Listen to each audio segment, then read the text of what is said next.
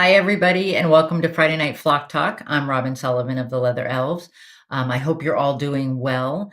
Well, first of all, I want to say hi to our friends who are watching on YouTube, and you know who you are. And I will have some reminders. We do them every week. It gets old, but we're going to do them anyway because some people are joining us for the first time. So you can like us on Facebook to get notifications when we go live. You can check our Facebook page, follow us on our Facebook page and like it. And you can check the page to catch different sales, pop-up events, things like that. You can follow us on Instagram and please subscribe to our YouTube channel. So it's a lot of different ways to be part of Flock Talk. And I'm so excited that you're all here. Hey, everybody. We've got East Coast, West Coast, Key West. Hi, Nancy. How's it going? So there's a lot of you out there. And I love that we're spreading the information. That makes me really happy. And I have to do this kind of disclaimer tonight because we had a little bit of there was some questions about whether it was the right way to go, the wrong way to go on some issues that came up a couple weeks ago during somebody else's live stream. And so I just want to remind everybody that we all have different viewpoints. We have different belief systems, different opinions. All I'm asking is that if you're here on Flock Talk, that you respect others' views. Nobody's got all the answers. I don't have them. You don't have them. But we can agree to disagree on some things. But I'd like to have some good discussion. And with that said, I need all of you to participate as well. It makes it really boring when I'm here all by myself. But I need your input so that we know. Yeah, Nancy's down in Key West. I wish I was in Key West, Nancy. It's not snowy or anything up here in Maine, but it's cooler than it is down there. So the first thing I wanted to talk about tonight, which segues into enrichment and how we define enrichment, is welfare. So welfare is the same definition across the board, but it all comes down to how you achieve it. What is it that is welfare for one bird may not be the same for another. So I'm going to read you what animal welfare is. Animal welfare is the state of an animal, including physical and mental state. So I think that's important. Sometimes we get stuck on just the physical or just the mental side of things. We need to cover the whole bird. And it's what it comes down to is it's a freedom from hunger and thirst, a freedom from discomfort. So we want to give them the right environment, a freedom from pain, a freedom from fear, which is sometimes difficult to identify, but you can identify it by learning your bird's body language and how you're doing your observations, and the right to express natural behaviors. So what that kind of translates into for me is decent food, water, a clean environment, an enriched environment, nothing, terribly frightening. That as a prey species, we want to be aware of what's frightening for our birds and what's not. And the big one, though, for me is the right to express natural behaviors. So what does that look like? Is it, we let them go out and do their own thing all the time? Is it, I guess we have to learn what those natural behaviors are before we can even give them the freedom to express them, if that makes sense. We want them to be birds. We love having them in our lives. We love having them as our companions, but they're companions. They're companion parrots. They're not companion humans.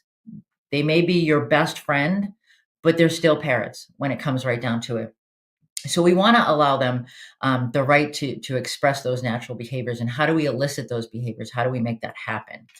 So that's where welfare happens. So welfare leads into part of welfare, in my opinion, and I hope it's your opinion, most of you as well, that welfare comes from living a full, enriched life. So we've got that going on. The next thing we need to do is define. Elaine says climbing and foraging. That's what they do, right? Climbing, foraging. If you've got the space, flying, and we'll get into different environments a little bit later. But climbing and foraging, those are the things that our guys do when they're out in the wild. Hey, Diane. So the next thing is the dictionary definition of enrichment. So, by definition, when you look up enrichment, what it comes down to is anything that enhances quality of life. So, let's take it back a step. We've got to look at what do we consider good quality of life for our birds? How do we judge that? And we judge that by watching their responses, observing their behavior, seeing how they act under different situations, in different situations. So, enrichment is anything that enhances the quality of life. That's a pretty broad definition. Um, but there are also there's an industry definition. So that's, if you flip through the dictionary, you get enhances quality of life. This is more of the industry definition, and I asked Nick to put these up. Enrichment can be defined as the provision of interactive opportunities that enhance the lives of animals. So you can either jump to immediately me interacting with my bird, or that they get to interact with them. I would go with the second, just because initially it may just be that interacting with the opportunities that you're offering. So that's part of the definition. Enrichment has evolved from basic husbandry needs to include devices and offerings that are designed to create choices. There should be like big, giant flashing lights around create choices. We've talked about this before. I'm willing to do a whole nother live stream about choices if you guys want to do that, and elicit naturalistic behaviors. So that gets back to our animal welfare when we talk about the freedom to express natural behaviors. So we want to create enrichment that will elicit natural behaviors, that will get them to do those things while they're in human care that they would have been doing anyway. So I think that's really an important part of the definition.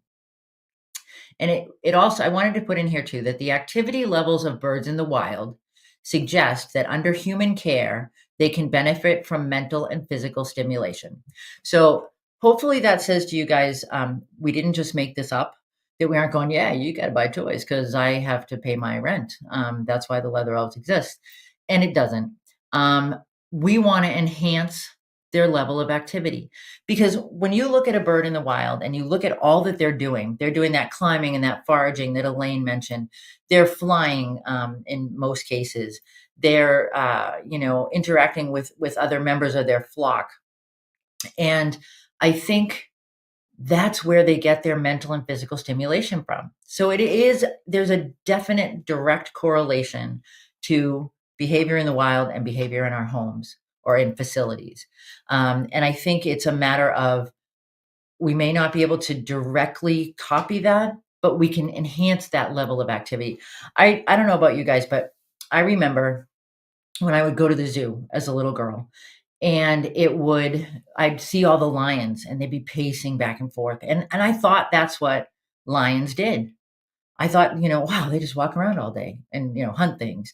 But as I got more into animals and behavior, and I realized that that was not the behavior we were looking for. That's not what we wanted. That wasn't living an enriched life. And so I went, okay, so that needs to get kind of changed a little bit. That needs to be fixed. Well, obviously, we're not going to fix it all.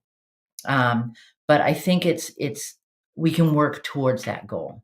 So Nick, if you can pull up that industry definition again, please, because I forget what the last one is.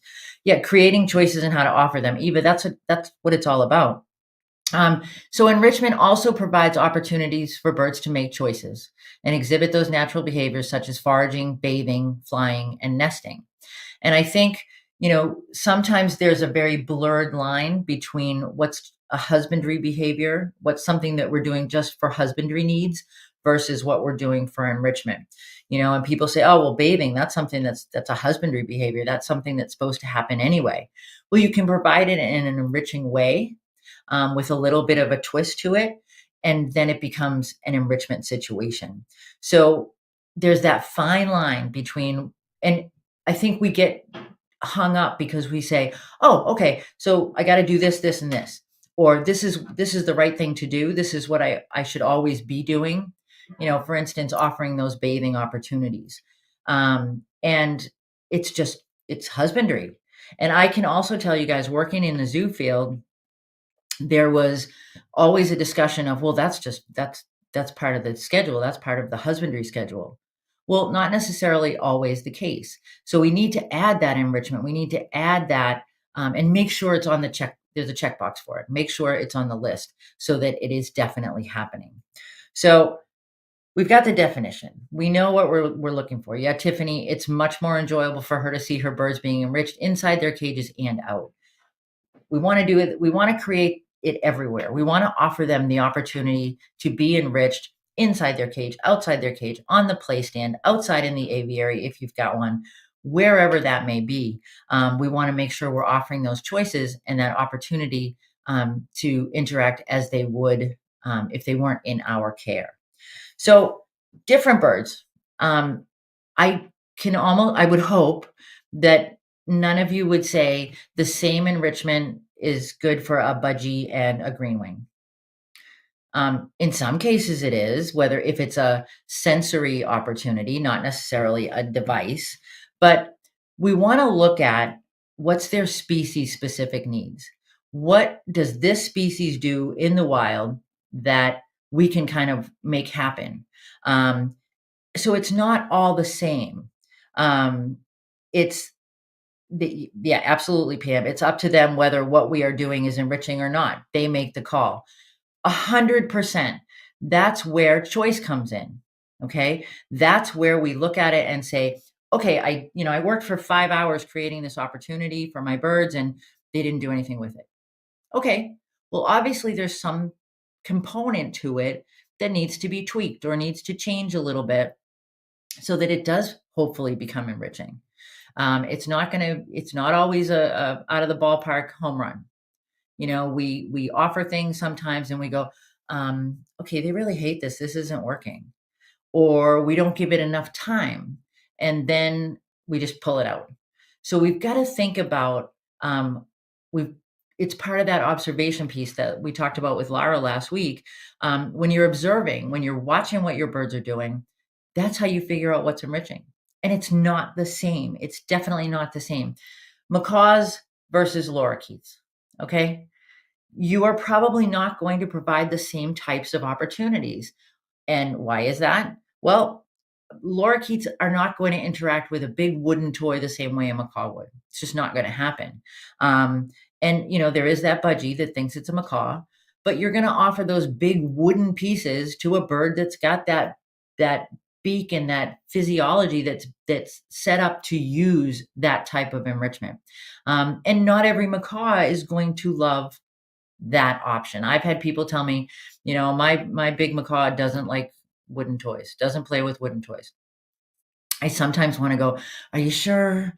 But I don't. Well, sometimes I do. It depends. But again, it's that bird to bird. And when people come to me and say, okay, so I have this bird, what toy should I give it? I kind of have to pause because I have no idea. I can point you in the direction of size.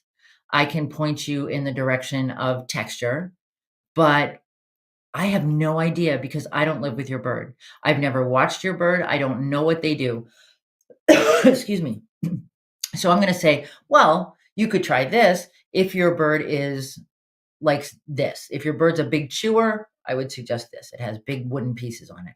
If your bird is not a chewer and is more aware of visual stuff, we're going to talk about visual opportunities that we can present for that animal.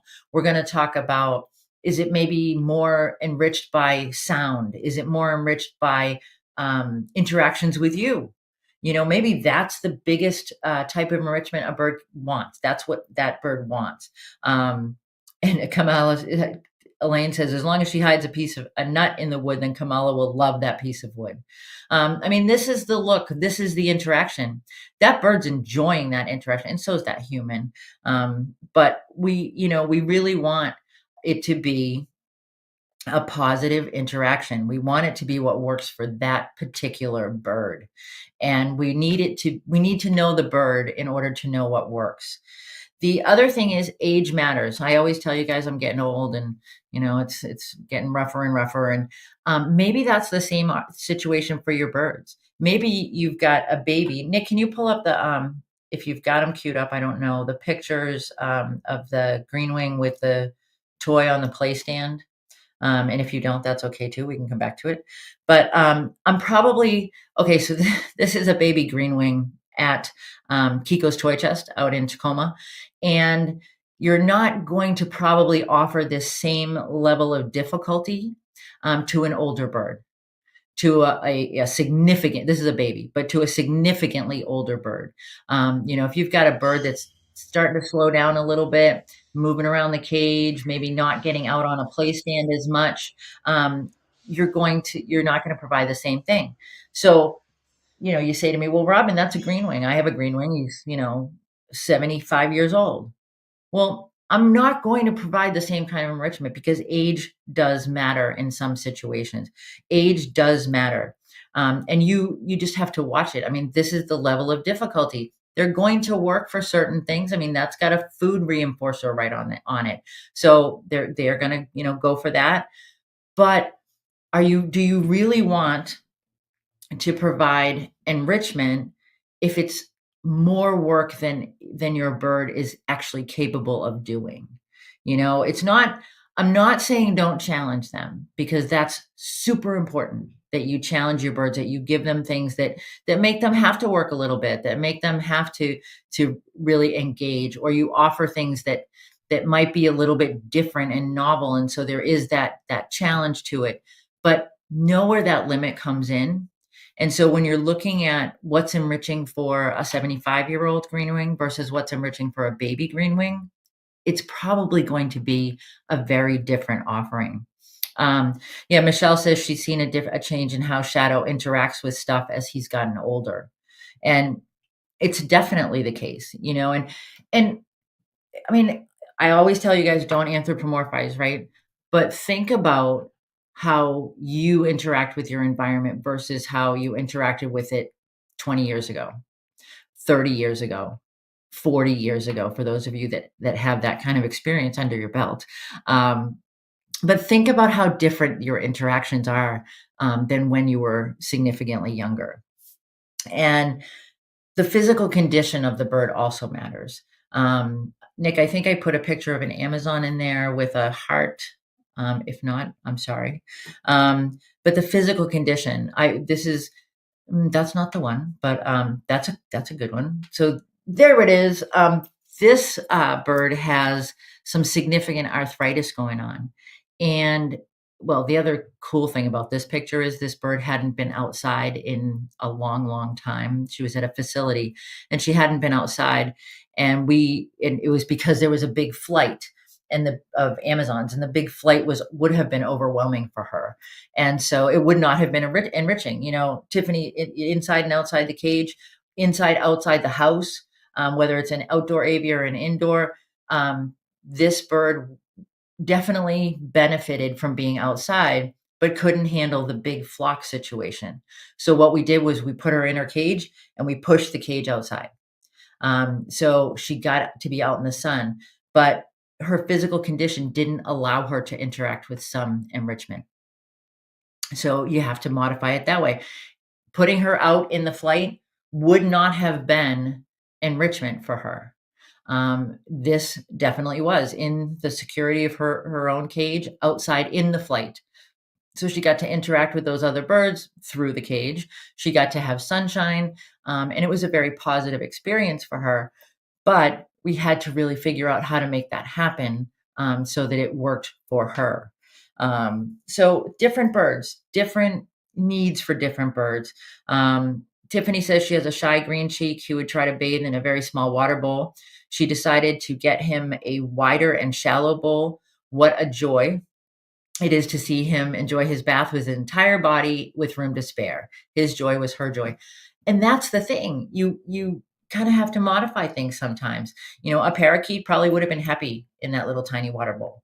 I had a kayik that felt that the water bowl was the right size for him. Not necessarily, and it made a huge mess, but hey, it was worth it. Michelle, no ice skates, absolutely not. And skis either. Mark and I were discussing that, being on skis is probably not good because it makes your legs not go the right way. But you definitely need to look at the physical condition, the age, and then I didn't even put this in my notes, but the experience level. So When you get a bird, maybe from a rescue or it's a baby and it doesn't have a lot of experience, a baby will be curious. A baby will be, exploring its world. But when you have a bird that maybe hasn't been exposed to a lot of enrichment, hasn't been exposed to a lot of different things in its environment, then you need to consider what's appropriate and what's enriching for that bird. Because some birds, they get right in there, they rush in, they interact with stuff, they play with stuff, they explore, whether it's olfactory scent enrichment. This guy's down at the Dolphin Research Center in Florida, down near you, Nancy, and he's all ready to jump in there. That's his birthday present from his former owner, and but he's ready to go. Yep, I'll jump right in. A smaller bird or a younger bird, perhaps not. A bird that's never interacted with anything besides its cage and a food bowl and a water bowl, which makes me ridiculously unhappy and sad, but there are birds like that out there. Um, Probably wouldn't be exploring this way. These guys, this is what they do. This is appropriate for them. So you want to find what works based on the bird's experience. Yeah, Laurie says that can be true for with an older bird who was left all alone before with no enrichment. It's so true. Um, Sometimes even that social interaction with people, with you, can be a daunting thing. It can be something that's not a positive, and you want to make sure that your enrichment always ends on a positive note. And it's just like training sessions, you want it always to be as positive as you possibly can. So the bird matters. The different kind of bird matters. And I know some of you who know me and have heard me speak before are saying, well, you said that, it's not just the size of the toy. It's not, you shouldn't, do that based on size. What I say, not the same toy for a budgie and a macaw, what I mean is not the same toy if you can't get the same level of interaction out of it. If you've got a budgie that's willing to climb on big stuff and, thinks it's a macaw, because that happens a lot, parrots too, that actually think they're big macaws and they're big birds and cockatoos, then okay, so you're going to go with something a little bit bigger. And again, it all comes back to you knowing what's enriching. So this whole live stream tonight about defining enrichment comes down to what's your definition for your birds of enrichment, what is truly enriching for them. So we've talked about different birds, different skill levels, different ways of interacting. The next thing we need to talk about is different environments. So all the birds we're talking about right now are in human care or under human care, whichever phrase you choose to use. They live with us. They live in facilities. They are always, there's always a human attached somehow. So the different environments will call for different types of enrichment. The same kind of enrichment is not necessarily possible in every situation, in every setting. And that doesn't mean that it's not still enrichment. It doesn't mean that that they don't have good welfare or good quality of life. It just means it's different and it's presented in different ways. So there's the home setting. Um, and this even differs, different people's home situations. Is it a small apartment? Is it a great big house? Is it a home with an outdoor space? Is it so up here in Maine, I don't have a lanai where I could let birds out on a lanai. My friends in Florida have gorgeous outdoor spaces where they can move their cages out there or let their birds be out on the lanai. But it's different. Does that mean that a bird in Maine is any less enriched than a bird in Florida? Not necessarily. It depends on the setting, and you make the setting as enriching as you possibly can. And by defining enrichment, you define what works in that particular setting. Indoor versus outdoor aviaries.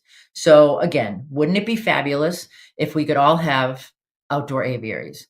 Yeah, these guys aren't playing with wood. How about these guys? These guys were incredibly well enriched. And this is a breeding facility. This is a situation, they were breeding for conservation, um, and yet they were receiving enrichment.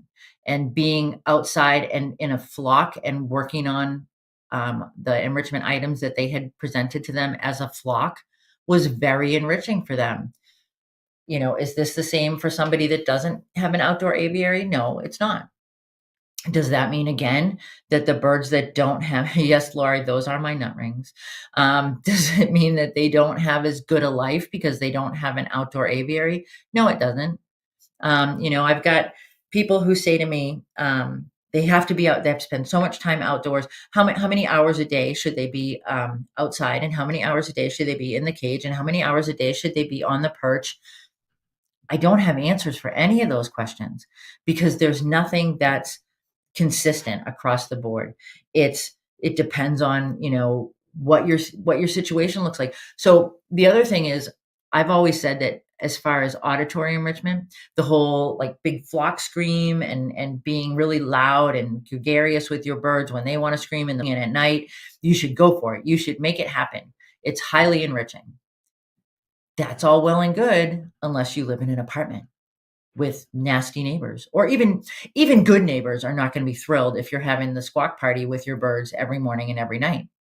So again, does that make you're not enriching your birds as well because you're in an apartment?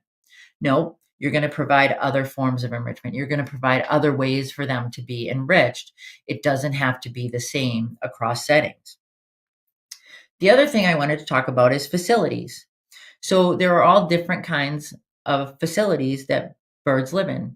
They live in breeding facilities, and they are enriched in breeding facilities. We've gone round and round on more than one occasion about whether breeding is truly enriching.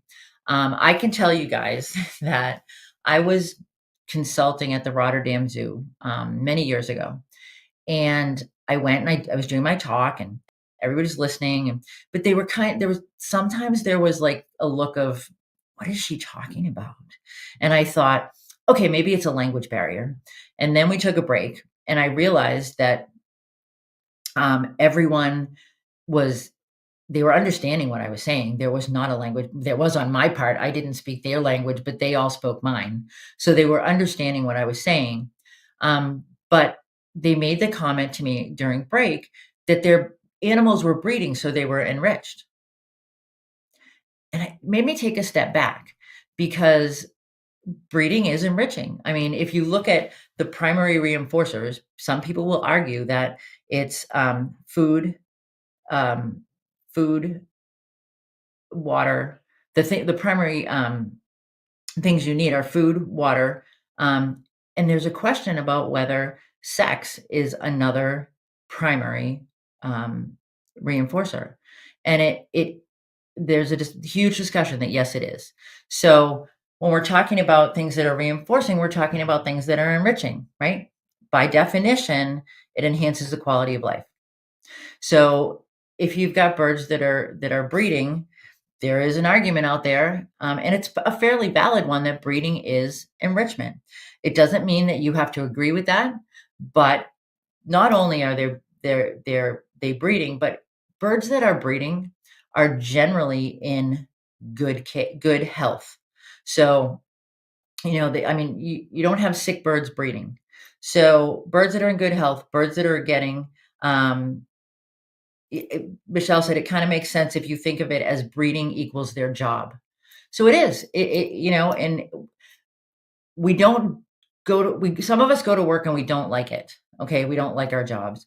But you can't force birds to breed. So if birds are healthy and they're living an enriched life and they're getting what they need, there's going to be breeding. So breeding facilities, what is that level of enrichment in a breeding facility? It varies from situation to situation. Rescues. So people who are working at rescues and running rescues get birds in all the time that don't necessarily they don't know what their experience is. This may have been a relinquishment that you don't know anything about the history of that bird. You don't know whether it had a cage full of toys and a play stand too, or nothing at all in its life. you really, in a lot of cases, rescues get birds like that and they don't know. So maybe they provide a minimal amount of enrichment to get the bird used to being enriched at all. And you've got to watch it. So different levels of enrichment in a facility, in a rescue facility or a sanctuary. In a sanctuary, sometimes those birds are significantly older and they end up in sanctuary because they need, um, they need a little bit more care. Their caregiver can't take care of them any longer. They end up in sanctuary. Maybe they're at that point like that Amazon that just needed to be out in the sun. And that was enrichment. So in zoos, having worked in zoos and worked with companion parrot, the companion parrot community, I can tell you that even though when you look in a cage in a zoo, there's not always a ton of enrichment laying around. It's becoming more and more accepted that you can tell it's there. 9 times out of 10, there's enrichment in a cage that you can't see, and the animals are interacting with it on a different level. The birds in collections at zoos are getting the enrichment that they're supposed to. It's really it's just delivered in a different way. Does that make it not enrichment because it's not the way we do it at home? Absolutely not. It is a form of enrichment. It's just a little bit different. Um, Ambassador bird collections. There you go. There's a little enrichment. Those are wild birds. Nobody even bothered to give them that. But they're making their own. They weren't looking for food. They weren't, that wasn't a search for food. It wasn't a search for something they needed. It was just the activity of kind of playing, being enriched. So, ambassador bird collections. A lot of times those birds are in carriers or in cages for a big part of the day, but they get to go out and be enriched by, again, Michelle, this is a situation where they're doing their job. An ambassador bird goes out to work to teach people about their species, and they are the ambassador for that species. Enrichment in a situation like that is sometimes the interaction, where an ambassador bird is trained to work with big groups of people. I don't know, maybe your bird that lives in your house is okay with that. It may not be. You can see by their demeanor when they're out, doing their programs. You can see that that is indeed a form of enrichment for those birds. And you've got to be very careful that you don't convince yourself of that, that you actually make the observation that that is what's happening. But it is a form of enrichment. And then there are store birds. What about store birds? The birds that get all the toys they want, the birds that get all the interaction when people come in. It's definitely a form of enrichment, but it's a little different than what you're going to present to your birds at home. And whatever the environment may be, what we need to focus on is, so the definition of animal welfare, I'm going to read it again, is the state of an animal, including physical and mental. And so we need to make sure that we're meeting those needs. However, we're able to do that. One bird wants to hang out with you all day and wants to sit on the back of the couch with you while you're doing your stuff or at your desk looking over your shoulder at your computer. That visual is enriching for that bird. Um, it's the same as with us. Every one of you, I know a lot of you, and every one of you that I know has very different preferences about how you spend your time, what you do in your free time, what you do for work.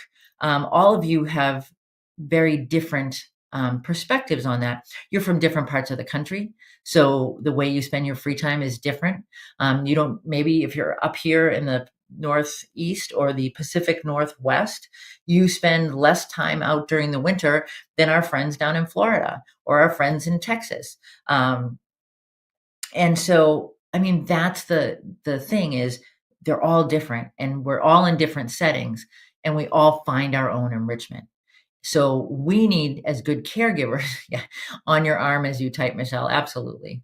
But as caregivers, we really need to find that enrichment. We need to find what it is that flips that switch and makes for good mental health, physical health, and the natural behavior elicits those natural behaviors. So we really want to think about what do we have to provide to make that happen, regardless of where we are, or what our economic status is, or what our family status is. It's different, but that doesn't mean that we aren't providing enrichment, just in different ways. Okay. We want to look at too, when we're deciding what's enriching and what are we calling enrichment, what are the goals we have for it? So I've talked to you guys before about goal-based enrichment, and how do we make the enrichment that we're providing have a purpose. And we can throw in all the toys, all the, different food items. We can do dietary enrichment and just throw in different stuff. We can do, tactile enrichment and throw in that great big toy and call it done. We can do that. But is it truly enrichment if it's not meeting the definition that we've talked about? And how do you create that goal based? How do you define what you're trying to elicit? So that's what you're looking at. Shadow likes watching YouTubes of Disneyland rides. I like being on the Disneyland rides.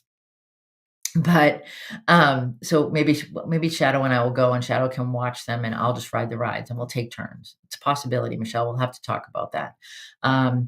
You took a big branch from a crabapple tree for Kamala, and she loves her tree. You've created that space for her, and you know that. So I guess I'm gonna ask you a question, Elaine, since we've got a little bit of back and forth going on here. How do you know that she loves it? So we'll give Elaine a little bit of time to answer that. Um, and we'll figure out how we know that she loves it, and how do we know that it's enriching for her. So back to goal based just for a second. On goal based, we want to think about, back to the definition again, the freedom to express natural behaviors. So now we've got to figure out, when we decide I'm going to do X, whatever that may be. I'm going to lay a scent trail on this branch. I'm going to put a foraging baffle cage in, and put all of my birds' treats today in this foraging cage. I'm going to put all of their diet in a foraging activity. So how do we know that that's goal based? Well, we're going to decide what we want it to do. Their expressions tell them, in their body language, absolutely. But we're going to decide what that goal is, and then we're going to go back to our definition. So it's kind of like a map. We decide what the goal is, what we want to elicit. Then we want to make sure they can actually express those natural behaviors through the enrichment that we're providing. So I hope that makes sense. That it's all fits together. It all becomes a pathway. Once you know what you want, you know that you want good welfare, you know that you want them to be enriched. So once you have all that in place, then you go from there. And how do I create that situation? Okay, so I make goal-based enrichment. I create an opportunity, whether it doesn't matter which category it's in, whether it's dietary, social, olfactory, auditory, visual, tactile, exercise. It doesn't matter which category you're in. Create a goal for it, and I'm going to elicit this specific behavior. Can we have some fun and do stuff that's not necessarily naturalistic? Sure, we can. But we need to look at it and say, where am I going with this? Where am I trying to get to? So Elaine says she climbs up and down on it all afternoon. She has foraging cups hanging where she finds her afternoon food, and every day she hangs upside down on the rope that goes from her cage to the tree, and screams to Flo Rita's songs. This from a bird that had been cage bound and didn't even know how to climb or chew. So I think we all need a big round of applause for Elaine and Kamala, that she's gotten to that point. But there was probably a lot of teaching that needed to happen there, a lot of desensitization, and we need to look at, how are we going to make that happen? Sometimes things that may not be enriching out of the gate can turn into something very enriching. It may be something, okay, I'm going to try this. I'm going to take these little tiny steps. I'm going to do, one little thing, and then I'm going to add, on foraging, I'm going to add a little more complexity. I'm going to make it a little bit more difficult. And then it becomes enriching. This time you don't hand over the treat or the nut and you make them look for it, you might get some pushback. Okay. And I think it's a matter of we need to work up to that skill. Some birds just boom, they'll take to it and they'll do it. So Elaine says it took 7 years to get to that point. So 7 years, but she stuck it out, and now she's got this amazing bird that does all these cool things and forages for her diet. But you need to start and build and build and build. And if you see that you're going down, that your map has you've gone off the map, you're suddenly on the back road and you don't really know how you got there. What you need to do is take a step back and say, okay, where did this kind of go off the rails? Where did this change, and how can I get it back on track? If you see all of a sudden something that you're going and it's looking great and you're meeting your goals and your bird's doing everything you anticipated and it looks like they're doing, all these natural cool behaviors that you really wanted to see, and then suddenly you're not seeing them so much, or they're not interacting the same way, and it becomes maybe not enriching any longer, then you need to take a look, because you can't rest on your laurels. You can't keep saying, he turns his back, push back. Nope, not doing it. But you can't rest on your laurels. You need to take that opportunity to say, okay, how do we develop this? How do we change it up a little bit and make it enriching again? What was it? What was the little tidbit of activity that made this enriching versus it's not anymore? Okay. And on that front, it may be something environmental. It may be the way the sun's coming in the window at this time of year. And those are the subtleties that I think we sometimes forget and we don't always take into consideration. But when you're a prey species, you've got to take all those things into consideration, because when the sun's coming in a certain way, it makes you more visible. When you're busy working on something, you're not necessarily keeping a lookout on what's going on in your environment. So you've got to determine what's changed and how do I get back on that map? How do I get back on the road to enrichment, to positive enrichment? And part of this too comes from how you build trust. You're building this relationship, and I can tell you from experience and from working with hundreds of people on this over the years that providing good enrichment and providing an enriched environment builds your relationship. Um, excuse me. It makes things kind of blossom with an animal. And when Tiffany mentioned what a joy it was to see her bird bathing. It's that joy. It's that feedback. It's watching something that you are taking care of, watching something that, you're working to enrich blossom. So if you're building your trust, you're building your relationship as you're improving your enrichment game. The other thing is, when you're talking about providing enrichment and an enriched life, and you're defining enrichment, what does it mean? What does it look like? You want to make sure that your role is defined as well. So these birds, some people refer to them as family members. Some people refer to them as best friends. Some people refer to them as pets. They're companions. That's why we have the term companion parrot. They are a part of our life, and we have chosen to have them in our lives, or sometimes they choose us. But we definitely have a relationship, and we want to make sure that we are being a really good caregiver, because we've brought them into our home. Hilla Niemann, who is a behaviorist in Germany, I've said this to you guys before. Hilla said, I love this phrase from her. Things she said one time. She said, "Our birds didn't come and knock on our door and ask to come in. We brought them into our homes, or we brought them into the situations that they're in. So we are now responsible for that." And we want to be the best enrichers, the best caregivers that we can be. And through all these different avenues, we're able to enhance that relationship, that caregiver um, relationship. We also they are a member. They become a member of the family for most people, and we want to be their flock mate. Okay, we don't want to be their mate.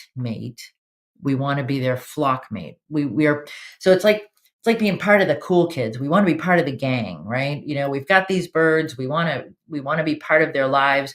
We want to be very involved with them. We want to engage with them as much as we can. But we want to make sure that we're a flock mate. We're not the mate, because then you get to the point where we're going to go back to the definition that you want them to express natural behaviors. They're going to try to express natural behaviors. You're not going to be able to come through with those natural behaviors. And then we're going to have issues where people are getting bitten and people are getting hurt. So we want to make sure that we define those relationships. And when we're providing enrichment, when we're doing our job as a flock mate or as a caregiver, we want to make sure that when we're providing that enrichment, we're providing it in an appropriate fashion so that we're not sending mixed messages to our birds. Because as much as I tell you guys that we read them, you know, we need to read what they're doing. We need to be aware of their body language and what's going on. They're reading us as well every single day, every single, every minute that you're with them. They are definitely watching what you're doing, and they gauge how they're going to interact with you based on what you're doing and how you're interacting. So that's part of enrichment, is that relationship, that social piece. I've talked before about all the categories of enrichment, and when we look at how we're going to meet the needs of a specific bird. Well, thank you, Nick. The tactile. So there's all different ways, and for some birds, it may be reaching out and interacting with you physically, whether it's touching you. As far as you touching them, you want to be very, very, very, very careful that you're only touching them in an appropriate way. Top of the head, really, that's about as safe as it gets, and really all that you need. There's also tactile as far as interacting with manipulatives. And how are we going to make sure that's enriching? We're going to make sure that they're interacting with it in a way that they would in the wild. Are they tearing it apart like they might the bark on a tree? Are they, tearing pieces off and building a nest? In some situations, that's what you want. In some situations, it's not what you want. So you need to gauge whether it's enriching in a positive way or enriching in a way that's going to cause some issues down the road. Okay, are we going to get birds that are egg bound? Are we going to get birds that are, biting or nest defending because we let that happen? So when you're providing that enrichment, you need to look at what's the end result going to be. Where am I going to get with this? Visual. There, so many times we've talked about how visual they are. Their colors are brilliant. They're out in when they're out in nature, they've got all kinds of, different things to look at and see. And so we need to provide some visual enrichment as far as that's concerned. We want to make sure that they're visually enriched, not overwhelmed. We don't want it to be in their face. We want it to, because at that point, again, we're going to go from enriching to, it's like enriching to aggravating, if that's like a possible leap. And I think it is. And, we don't want to cause that behavior that we're not looking for. With olfactory, as long as it's safe, I consider it enriching. Whether you're doing scent trails, whether you're doing, different flowers, dried flowers, things like that, like Dr. Crean has, dried flowers in a mix. You can do that. That's an olfactory and a dietary enrichment. Auditory, you need to observe to make sure that it's enriching, to make sure that it is truly enrichment. Because if you're playing something or some sound or music, whatever, and your bird is responding by constantly screaming, let's take a look at it. Let's have some assessment come in here. And is it really truly enriching? And maybe it is. Maybe it's giving them the opportunity to express that way, to express that natural behavior of screaming. because it is a natural behavior. Whether we want it in our homes or not is another thing. But the auditory, you got to look at it. Social. Social is so important. Some people say, "Well, I only have one bird, and it's not, it doesn't get the socialization that it needs." You can have birds like this, a couple of birds in a cage. You can have single birds in cages. You can have a single bird in your home. The social makeup. If there is not a social connection of some, that's what you need to do. That's the social connection, and it's not social.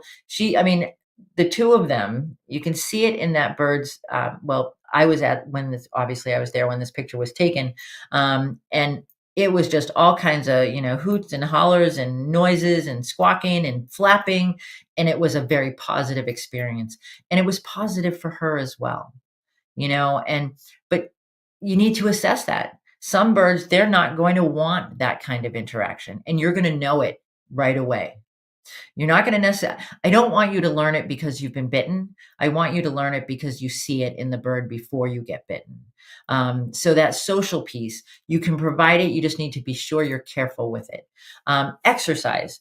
We all need more exercise. Us, our birds, our cats, our dogs, our everything. We need more exercise. We are a very sedentary society.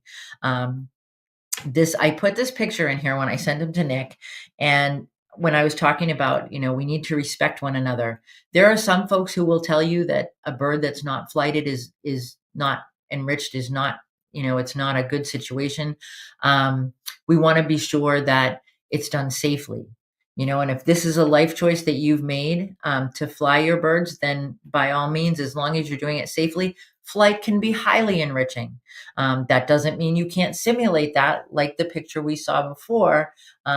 That's, simulated flapping wings. It's not the same sensation, but you can get that same exercise happening by doing that.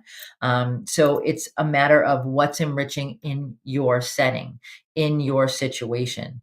If you live in a city and you're not going to go anywhere where you can take your birds out and fly them, then you don't have to put that on your enrichment list. It doesn't mean that your birds are not enriched because they're not getting that piece. If you can check the boxes, but if you check all the boxes and the things aren't truly enriching to them, then what's the point? With dietary enrichment, definitely offer variety. Offer it in, foraging. I don't think I need to say that ever again because you guys all know it. Foraging, foraging, foraging. Offering choices in foraging, offering dietary choices, making sure that you're truly offering choices, not just doing this is it. So the old story when the kids sat down at the table and well, you're going to go hungry if you don't eat that. You're going to bed if you don't eat that. You're going to go to bed hungry. Well, we can't do that. That's not enriching. Enriching is here are some choices. You've got, there's a couple different things in your bowl. There's a couple different things in this foraging activity, and you have a choice which ones you're going to choose for your dietary enrichment. And dietary enrichment to me, is more about variety and location instead of increasing the quantity or increasing, I'm going to do this food, this food, this food, this food, and it's always different because that's not reality. That's not enriching. When you look back to natural behaviors, our birds are not, going to be finding 200 different food items, in a couple of weeks. They're not going to do it. That's not how nature works. So we need to be careful when we're offering dietary that it is truly enriching. And there's a fine line between novel and enriching. Sometimes novel things can be enriching. Sometimes novel things are not enriching. And we need to observe enough to know what the difference is. So, all right, you've listened to me for almost an hour. I'm really proud of you guys. I hope that this made sense. I hope that the point I really wanted to get across tonight was there is a definition for enrichment. There's a dictionary definition. It enhances the quality of life. But it varies from animal to animal, whether it's birds, whether it's humans, whether it's, polar bears, whatever it may be. Enrichment is different to every single person. You may find a common thread. You may find that, a certain species tends to like X as enrichment, whatever that may be. But we still need to remember that enrichment is different from bird to bird, from environment to environment, from, what's the goal of that enrichment? What do we want to do with it? What do we want to elicit with it? How do we want to see our animals interact with that opportunity? So there's a lot of different factors that go into it. And I think what I want to leave you with is you need to assess. You need to look at things and not just assume because either somebody told you it was a really cool enrichment thing, whether it's a toy or an experience or an interaction. If somebody told you, this is great, oh, your birds are going to love this, my birds love this. Well, okay, but maybe your birds aren't going to love it. And you need to be aware of that. You need to assess it for yourself. You need to assess it in your setting with your birds in your situation. Whatever your schedule may be, it may not work, whatever, but you need to be aware of whether it's truly enriching in your setting. Okay. And when you assess, it doesn't mean toss the whole thing out. If it doesn't look like it's being enriching at that point in time, it doesn't mean, okay, I'm never going to try that again. That's not going to work. It means tweak it a little bit and figure out what is enriching, what meets that definition in the back of your head. You want to keep that there. What meets that definition so that my bird can live a truly enriched life? So, with that said, thank you guys. I appreciate you listening. Next week, if you place an order at theleatherelves.equid.com, keep Mark and I busy. Not that, we're not, but no, we need to stay busy. So place an order, and our hot little hands will get to work making them. Next week, I'm going to have a guest on. I'm going to have Daniel Sigmund. Some of you know Danny from Parrot Festival. Danny gave an incredible presentation there. I heard fabulous things about it. And he's going to talk about, it's all about the breath, the story of air and how it shaped our birds. So have a wonderful week, you guys. I will see you next Friday. And hopefully your week will be very enriched. Take care. Bye-bye.